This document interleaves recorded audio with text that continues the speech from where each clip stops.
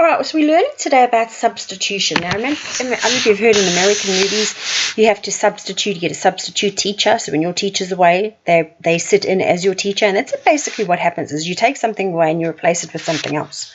So the question is, substitute the number 4 for x. So whenever you see x, you're going to put a 4 in its place. So we're going to identify that that's what we need to change. We need to change it to 4, and we change it to 4.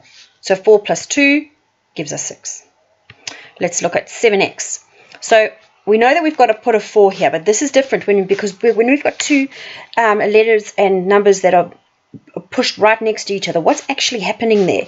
What number? What is it saying? It must be divided, times, added, or subtracted.